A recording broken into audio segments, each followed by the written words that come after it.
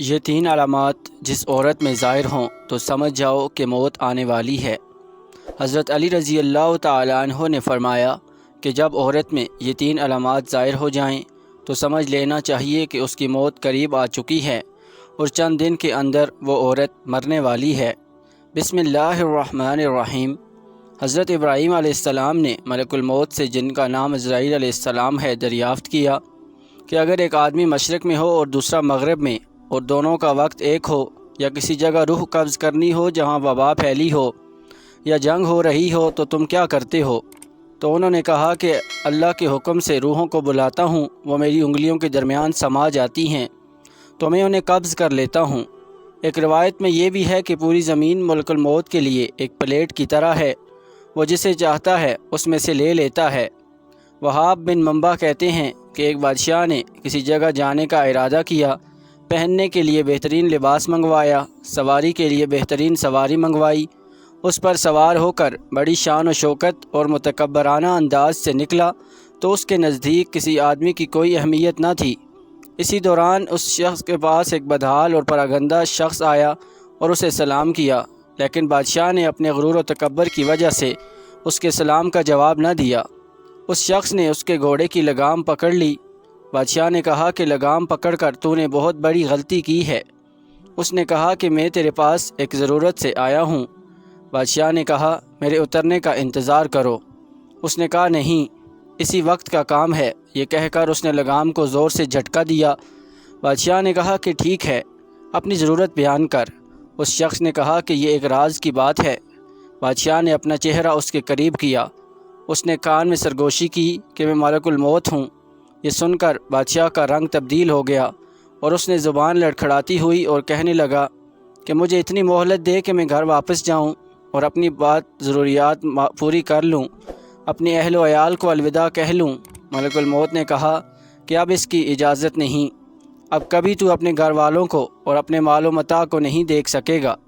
یہ کہہ کر ملک الموت نے اس کی روح قبض کر لی اور وہ سواری سے بے جان لکڑی کی طرح زمین پر گر پڑا۔ وہاب بن منبع روایت کرتے ہیں کہ ملک الموت حضرت سلیمان علیہ السلام کی مجلس میں آئے اور ان کے ساتھیوں میں سے ایک کو گھورنے لگے۔ جب مجلس برخاست ہوئی تو اس شخص نے حضرت سلیمان علیہ السلام سے پوچھا کہ یہ کون ہیں جو مجھے اس طرح گھور رہے ہیں؟ حضرت سلیمان علیہ السلام نے جواب دیا کہ یہ ملک الموت تھے۔ یہ بات سن کر وہ شخص بے حد گھبرا گیا اور کہنے لگا شاید وہ میری روح قبض کرنا چاہتے ہیں۔ حضرت سلیمان علیہ السلام نے اس شخص سے دریافت کیا تم کیا چاہتے ہو؟ اس شخص نے جواب دیا کہ میں چاہتا ہوں کہ آپ کو مجھے ان سے بچائیں اور ہوا کو حکم دیں کہ وہ مجھے اڑا کر کہیں دور لے جائے۔ آپ نے ایسے ہی کیا۔ تھوڑی دیر بعد ملک الموت دوبارہ مجلس میں حاضر ہوئے۔ حضرت سلیمان علیہ السلام نے ان سے پوچھا کہ تو نے فلاں صاحب کو کیوں گھور رہے تھے؟ ملک الموت نے کہا کہ مجھے اس شخص کو آپ کی مجلس میں دیکھ کر حیرت ہو رہی تھی، کیونکہ خدا تعالیٰ نے مجھے اس شخص کے ہند کے فلاں علاقے میں روح قبضے کرنے کا حکم دیا تھا، مگر وہ آپ کی مجلس میں تھا۔ مگر جب میں اس علاقے میں پہنچا تو وہ وہاں موجود تھا جہاں میں نے اس کی روح قبض کر لی۔ زندگی اور موت صرف اللہ عز و جل کے ہاتھ میں ہے۔ کسی ذی روح کو اس کی موت کے بارے میں خبر نہیں دی گئی سوائے اللہ کے نبیوں کو اور بعض برگزیدہ بندوں کو، لیکن یہ ایک ایسی حقیقت ہے جس سے بچنا ممکن ہی نہیں۔ ہر ذی روح کو موت کا ذائقہ چکھنا ہے، اگرچہ موت کے بارے میں کوئی آگاہی نہیں دے سکتا، لیکن بزرگان دین اس بارے میں پیشن گوئی کرتے ہیں۔ اور حضرت علی رضی اللہ تعالیٰ عنہ کا موت کے بارے میں فرمان ہے کہ جب انسان میں تین علامات ظاہر ہونے لگیں تو جان لیں کہ موت واقع ہونے لگی ہے۔ چند دن کے اندر وہ شخص مرنے والا ہے اور اسے موت آنے والی ہے۔ مکمل تفصیلات جاننے کے لیے ویڈیو کو آخر تک ضرور دیکھیے گا۔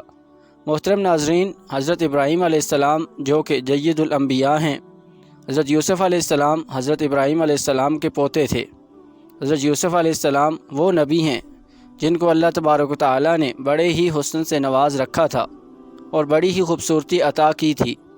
اتنے خوبصورتی کہ مصر کی شہزادیوں نے جب دیکھا تو انہوں نے اپنی انگلیاں کاٹ ڈالیں، انہیں پتہ تک نہیں چلا۔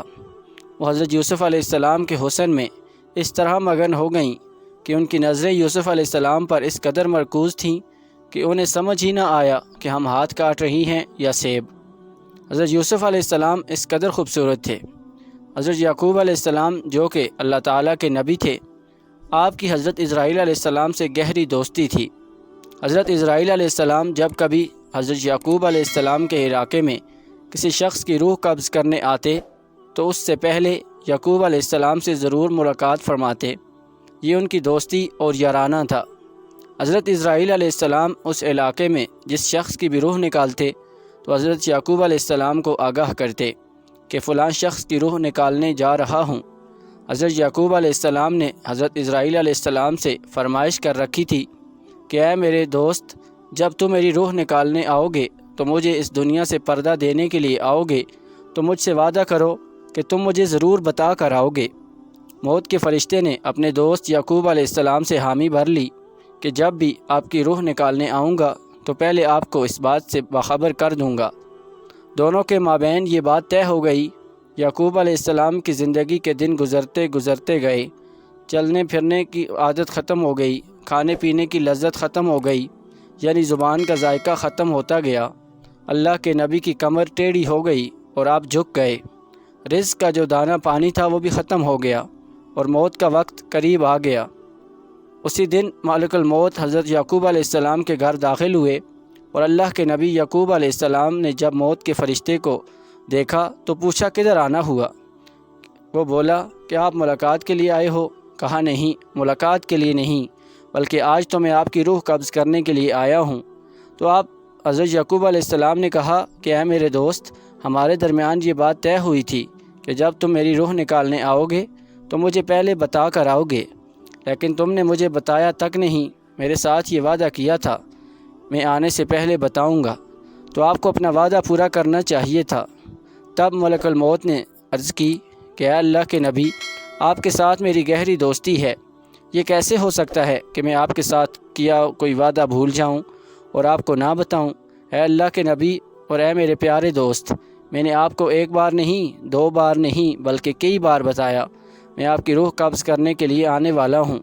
کئی بار آپ کو مطلع کرنے کے بعد آپ ہی کے پاس آیا ہوں۔ یعقوب علیہ السلام حیران ہو گئے اور پوچھا وہ کیسے؟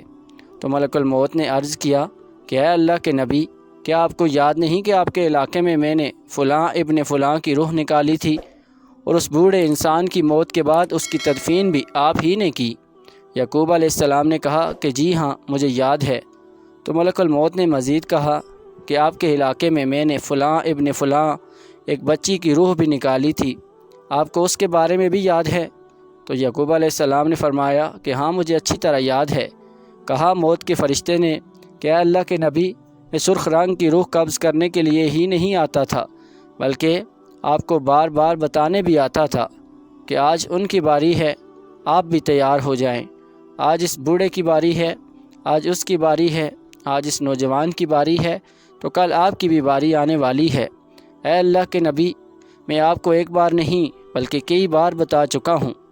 محترم ناظرین، موت کا فرشتہ جب ہمارے ہمسائے کی روح نکالنے آتا ہے تو وہ صرف اس کی موت کا سامان لے کر نہیں آتا، بلکہ ہمیں بھی بتانے آتا ہے کہ آج اس کی باری ہے، کل آپ بھی تیار ہو جائیں۔ تو اسی سے ثابت ہوتا ہے کہ جب محلے میں موت کا فرشتہ آ جائے، کسی کی روح نکال کر لے جائے، تو اس محلے کے باقی رہنے والے بھی تیار ہو جائیں کہ آج اگر میرا یہ گہرا دوست، ہمسایہ اور رشتہ دار مر گیا ہے، آج میرا بھائی چلا گیا ہے، میرا باپ اس دنیا سے چلا گیا، میری ماں چلی گئی، یا کوئی بھی جا سکتا ہے، تو صرف وہی نہیں گیا بلکہ کل اس کے پیچھے بھی جانے والے ہوں گے۔ ناظرین اکرام، یہ زندگی کے لمحات ہم سب زندہ لوگوں کے لیے غنیمت ہیں، اس لیے ان لمحات کو غنیمت جانیں اور ضائع نہ کریں، برباد مت کریں۔ برف کی طرح یہ زندگی پگھلتی جا رہی ہے۔ ایک شخص کسی سے پاس گزرا تو اس نے دیکھا کہ ایک شخص برف بیچ رہا ہے، رو رو کے کہہ رہا ہے کہ اے دنیا والو، میری برف پگھلتی جا رہی ہے، مجھ سے خرید لو۔ میرا مال اس طرح برف کی صورت میں قطرہ قطرہ پگھلتا جا رہا ہے۔ میں ایک ایسا شخص ہوں جس کا مال پگھلتا جا رہا ہے۔